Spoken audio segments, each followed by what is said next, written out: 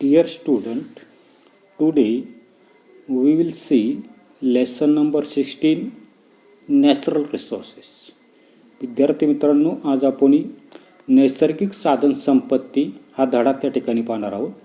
पण याच्यामधला काही भाग जो आहे तर तो भाग मी तुम्हाला शाळेमध्ये शिकवलेला आहे, तरी पुन्हा एकदा त्या ठिकाणी ऐकायचे. पहा की लेटस रिकॉल म्हणजे थोडंसं काय करायचं सांगितलं आपल्याला, त्या ठिकाणी आठवायला त्या ठिकाणी सांगितलेलं आहे. पहा काय प्रश्न आहे की what is meant by natural resources. नैसर्गिक संसाधने म्हणजे काय. पहा आता कशाला म्हणता येईल नैसर्गिक संसाधने, तर अशा प्रकारची असणारी काही संसाधने जी आहेत की जी आपल्याला काय मिळताना दिसतात, निसर्ग जो आहे तर त्या निसर्गामधून त्या ठिकाणी आपल्याला मिळताना दिसतात. बरोबर. दुसरा प्रश्न, give some example of natural resources. म्हणजे पहा काय सांगितलेलं आहे, या ठिकाणी असणारे जे काही नैसर्गिक असणारे जे काही साधन संपत्ती जी आहे तर त्या नैसर्गिक साधन संपत्तीची असणारे जे काही उदाहरणं जी आहेत तर ती उदाहरणं आपल्याला त्या ठिकाणी विचारलेली. पहा कोणती सांगता येतील. पहा की नॅचरल रिसोर्सेस कशाला म्हणतो आपण, the resources obtain from the nature and satisfy our needs are called the natural resources.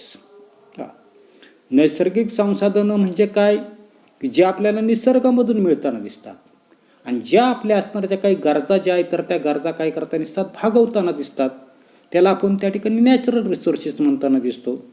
Second question आपला काय होता. पहा सेकंड क्वेश्चन या ठिकाणी की give some examples of natural resources. नैसर्गिक साधन संपत्ती जी आहे किंवा नैसर्गिक संसाधनं जी आहेत तर तिची विविध उदाहरणं आपल्याला त्या ठिकाणी सांगता येतील.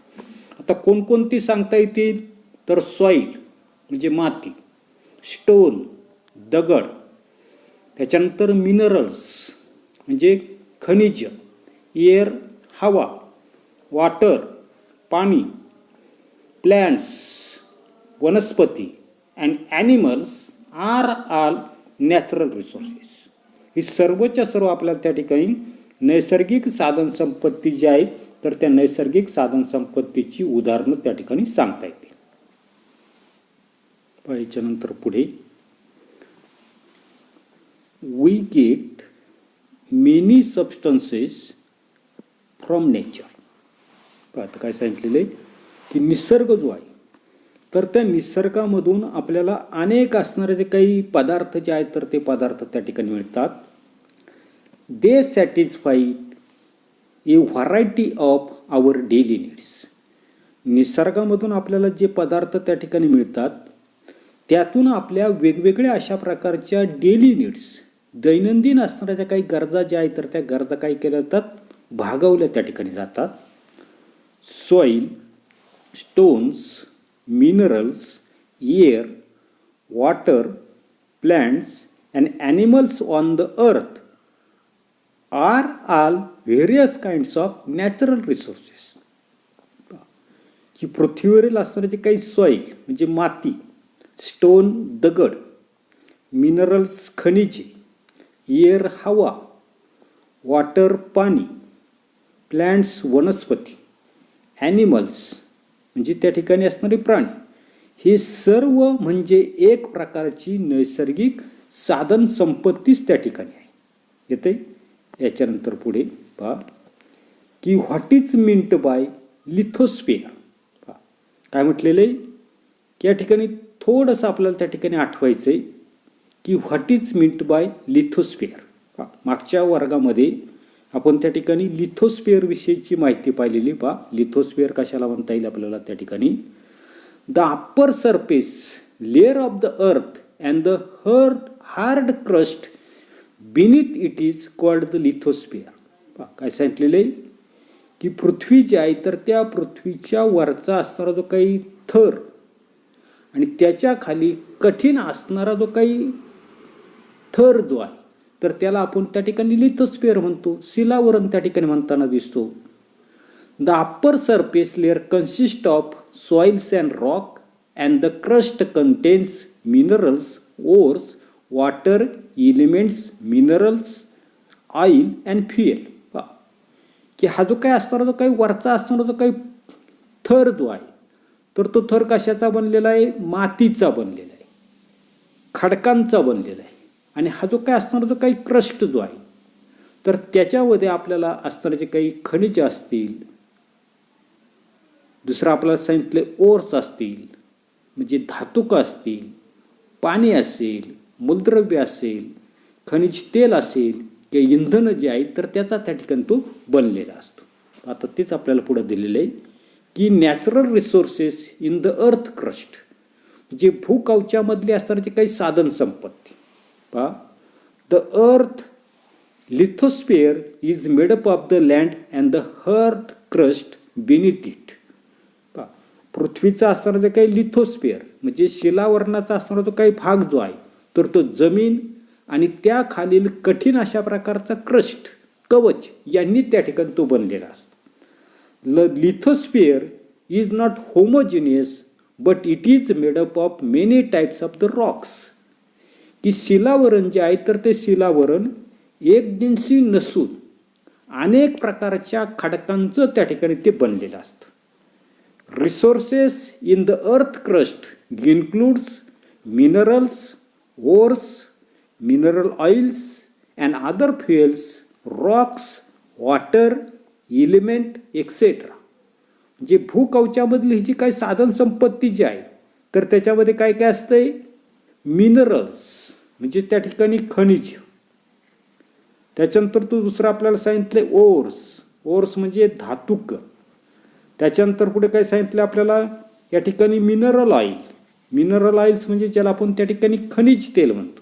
आणि फ्युएल्स म्हणजे त्या ठिकाणी इंधन, रॉक्स खडक, वॉटर पाणी, एलिमेंट्स मूलद्रव्ये, या सर्वांचा त्याच्यामध्ये काय होता नसतो? समावेश जो आहे तर तो समावेश त्या ठिकाणी असतो.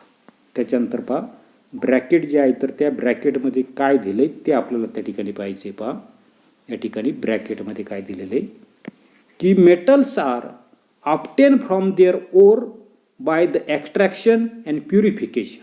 पहा हे जे काही धातू जे आहे तर त्या धातुकांपासून धातू मिळवण्यासाठी त्यांचं असणारं जे काही एक्स्ट्रॅक्शन, निष्कर्षण, आणि पुढे दुसरा शब्द आपल्याला प्युरिफिकेशन म्हणजे शुद्धीकरण त्या ठिकाणी केलं जातं. त्याच्यानंतर impurities of sand and soil in an ore are called the गँगो. धातुक जे आहे तर त्या धातुकामधले असणारी जी काही सँड म्हणजे वाळू, आणि दुसरं आपल्याला सांगितलंय सॉईल माती, यांची जी काही अशुद्धी जी आहे तर त्या अशुद्धीला मृदा अशुद्धी किंवा त्यालाच काय म्हटलेलं आहे? गँगू त्या ठिकाणी म्हटलं जातं. येतंय.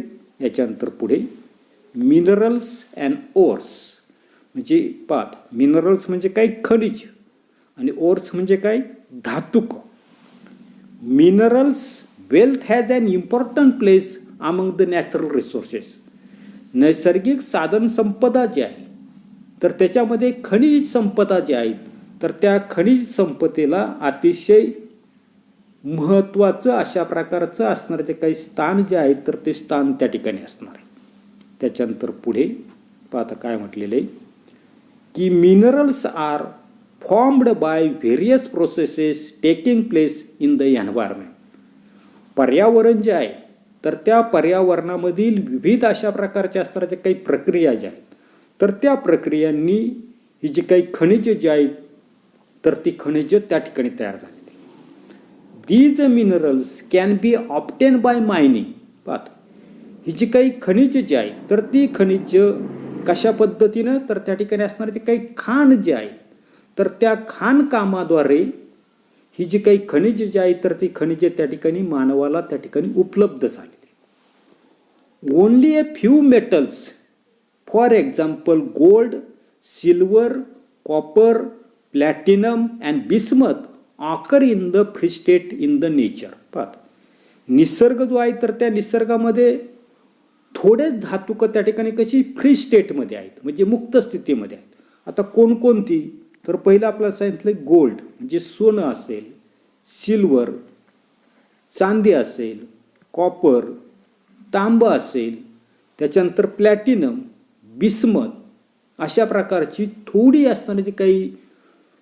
धातू जे आहे तर ते धातू आपल्याला निसर्गामध्ये मुक्त स्थितीमध्ये त्या ठिकाणी आढळून येतात असतात. A majority of the metals occurs in the form of the compounds. आणि बहुतेक सर्व अशा प्रकारचे असणारे जे काही धातू जे आहेत तर ते धातू आपल्याला संयुगाच्या रूपामध्ये कंपाऊंडच्या स्वरूपामध्ये त्या ठिकाणी आढळून येताना दिसतात. Minerals that contain high proportion of the metal are called the ores. पहा या ठिकाणी खनिज कशाला म्हणायचं पहा, पुन्हा एकदा लक्षात घ्या. काय सांगितलंय की minerals that contain a high proportion of the metal are called the ores. म्हणजे ज्या खनिजामध्ये धातूंचं प्रमाण कसं असतं, जास्त असतं, त्याला काय म्हणतो, ओर्स, म्हणजे धातुक त्याला त्या ठिकाणी म्हणतो. It is economical to obtain metals from the ores. पहा की धातुकांपासून धातू किफायतशीररित्या त्या ठिकाणी आपल्याला मिळवता येतात, त्याला म्हटलेलं आहे इकॉनॉमिकल. त्याच्यानंतर पुढे the properties of the minerals become clear from their characteristics colour, lustre, hardness, shape that is length, cleavage or fracture and the tricks. पहा काय सांगितलेलं आहे की सर्वसाधारणपणे आपल्या लक्षात येताना दिसते की या ठिकाणी कलर म्हणजे विशिष्ट अशा प्रकारचा रंग, लस्टर चकाकी, हार्डनेस म्हणजे कठीणपणा, त्याच्यानंतर आकार, लांबी, त्याच्यानंतर पुढे काय सांगितलं आपल्याला फ्रॅक्चर अँड द ट्रिक्स म्हणजे फटी आणि छटा, यावरून खनिज जे आहे तर त्या खनिजाचे असणारे जे काही गुणधर्म जे आहेत तर ते गुणधर्म काय होताना दिसतात, स्पष्ट त्या ठिकाणी होताना दिसतात. आता पुढे यूज युअर ब्रेन पॉवर आपल्याला त्या ठिकाणी विचारलेलं आहे की why are all minerals not ores. जे सर्व खनिज ही धातुक का नसतात. आता काय सांगता येईल की many minerals are obtain from ores in the form of the compounds. बहुतेक अशा प्रकारचे असणारे जे काही खनिज जे आहे तर ते खनिज धातुक जे आहेत तर त्या धातुकांपासून त्या ठिकाणी संयुगाच्या रूपामध्ये त्या ठिकाणी मिळवले जातात. But all are not obtain from the ore. परंतु सर्वच्या सर्व असणारे जे काही खनिज जे आहेत तर ती खनिज धातुक जे आहेत तर त्या धातुकांपासून त्या ठिकाणी मिळवली जात नाही. आणि म्हणून some are obtain in the free state in the nature. काही असणारे जे काही मिनरल्स जे आहेत तर ती मिनरल्स आपल्या लक्षात येताना दिसतात की मुक्त स्थितीमध्ये त्या ठिकाणी आढळून येताना दिसतात. त्याच्यानंतरचं सेकंड क्वेश्चन दिलेले पहा की what is meant by metal minerals and non metal minerals. धातू खनिज आणि अधातू खनिज म्हणजे काय. काय सांगता येईल की metal minerals are those from which metals are obtain. धातू खनिज म्हणजे काय की अशा प्रकारची त्या ठिकाणी धातू खनिज म्हणजे काय की जी त्या ठिकाणी धातूपासून त्या ठिकाणी मिळवले जातात. याच्या उलट non metal minerals are those from which non metals are obtain. आणि अधातू खनिज म्हणजे काय की जे त्या ठिकाणी काही केलं जातात अधातूंपासून त्या ठिकाणी ती मिळवली जातात. त्याच्यानंतर पहा या ठिकाणी आपल्याला असणारे जे काही खाली डायग्रॅम जे आहे तर त्या डायग्रॅममध्ये मायने म्हणजे खाणकाम जे आहे तर ते खाणकाम त्या ठिकाणी कसं केलं जातं हे आपल्याला त्या ठिकाणी दाखवलेलं आहे. या ठिकाणी असणारं जे काही पृथ्वीचं असणारं जे काही भूगर्भ जे आहे तर त्याच्या आतमध्ये असणारे जे काही खाणी जे आहेत तर त्या खाणीमधून त्या ठिकाणी ते खाणकाम जे आहे तर ते खाणकाम त्या ठिकाणी केलं जातं. या ठिकाणी आपल्याला असणारं जे काही दुसरे एक डायग्राम त्या ठिकाणी दाखवलेलं आहे. या ठिकाणी JCP लाईक असणारं जे काही मशीन जे आहे तर त्या मशीनच्या साहाय्यानं असणारा जो काही डंपर जो आहे तर त्या डंपरमध्ये ते असणारं जे काही खाणीमधलं जे काही मटेरियल जे आहे तर ते मटेरियल त्या ठिकाणी त्या डंपरमध्ये लोड केलं त्या ठिकाणी जातं. पण एवढाच असणारा जो काही भाग जो आहे तर तो भाग आपण या तासाला पाहणार आहोत. पुढील भाग पुढील तासाला पाहू. धन्यवाद.